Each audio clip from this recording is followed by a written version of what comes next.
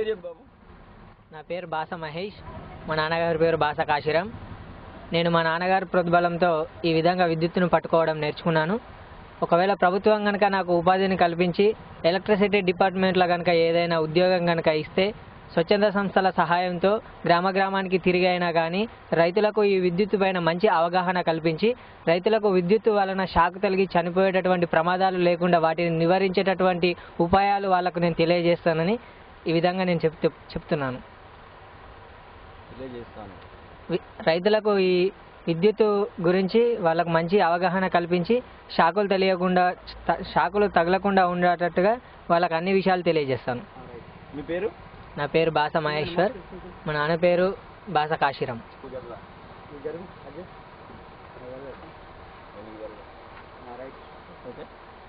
మహేష్, అసలు నీకు ఈ విద్య ఏ విధంగా అబ్బింది చెప్పిన?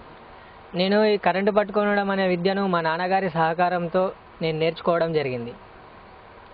అదేవిధంగా నాకు ప్రభుత్వం కనుక ఈ ఎలక్ట్రిసిటీ డిపార్ట్మెంట్లో కనుక నాకు ఏదైనా జాబ్ ఇస్తే, నాకు ఉపాధి కల్పిస్తే ఈ జాబ్ సహాయంతో నేను స్వచ్ఛంద సేవల సహాయంతో గ్రామానికి తిరిగి రైతులకు మంచి అవగాహన సదస్సును ఏర్పాటు చేసి ఈ విద్యుత్ వలన రైతులు ఏ విధంగా చనిపోతున్నారు, ఈ విద్యుత్ వలన ఎంతవరకు రైతుల చనిపోవడాన్ని నివారించవచ్చు అనే విషయాలను నేను చాలా జాగ్రత్తగా ఈ రైతులకు చెప్పగలను.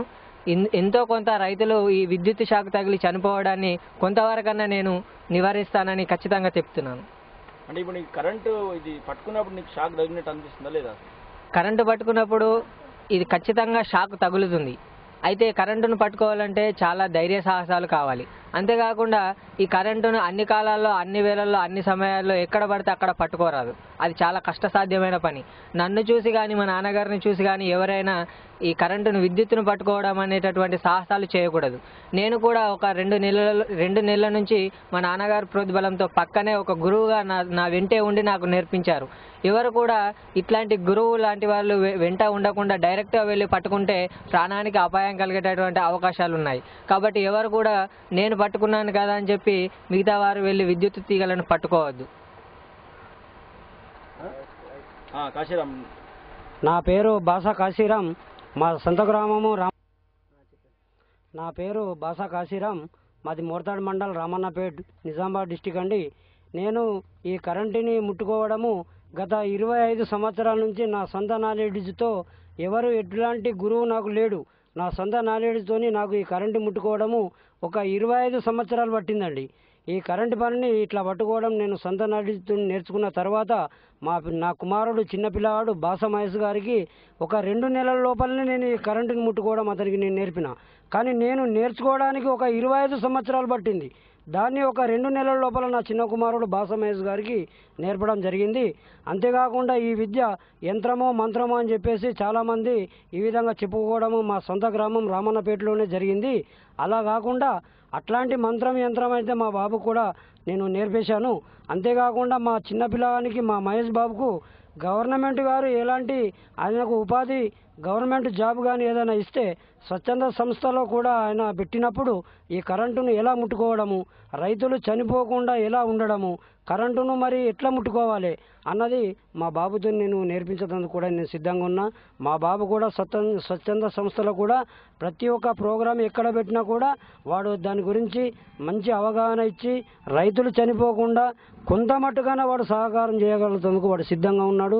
గవర్నమెంటు, ప్రభుత్వం, ఇప్పుడు ఏ ప్రభుత్వం వచ్చినప్పటికైనా కానీ మా బాబును ప్రభుత్వము ఇటువంటి సాహసమైనటువంటి కార్యక్రమాలు ఇంతవరకు నేనే చేసిన ఎవరు చేసి ఉండరు కావచ్చు.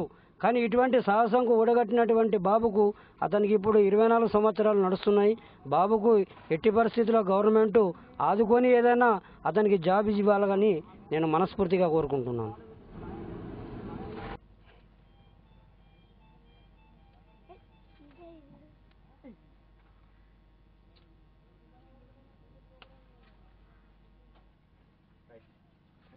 మహేష్, ఏ విధంగా ఈ విద్యనికి అబ్బింది? నేను మా నాన్నగారి ప్రోద్బలంతో ఈ విద్యుత్ పట్టుకోవడం అనేది నేర్చుకున్నానండి. అయితే నాకు కనుక గవర్నమెంట్ ఉపాధిని కల్పించి ఎలక్ట్రిసిటీ డిపార్ట్మెంట్లో కనుక ఏదైనా జాబ్ కనుక ఇచ్చినట్లయితే స్వచ్ఛంద సేవా సంస్థల సహకారం ద్వారా గ్రామ గ్రామానికి తిరిగి రైతులకు అవగాహన సదస్సులు కల్పించి ఈ విద్యుత్ వలన రైతులు చనిపోవడాన్ని కొంతవరకు ఖచ్చితంగా నివారిస్తానని గట్టిగా చెప్తున్నాను.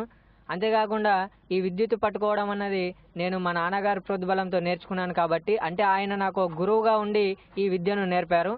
ఎవరు కూడా నేను పట్టుకున్నానని చెప్పేసి విద్యుత్ తీగలు పట్టుకోకూడదు. ఇలా పట్టుకోవడం వలన ప్రాణానికి అపాయం కలుగుతుంది. కావున ఇలాంటి సాహసాలు ఎవరు చేయకూడదని చెప్పి ఈ విధంగా నేను మీడియా ద్వారా తెలియజేస్తున్నాను. అయితే గవర్నమెంట్ కనుక నాకు మంచి ప్రోత్సాహం అందిస్తే రైతులు ఈ విద్యుత్తును పట్టుకొని చనిపోవడంలో ఎంతో కొంతవరకు నివారించవచ్చని ఖచ్చితంగా చెప్తున్నాను నేను.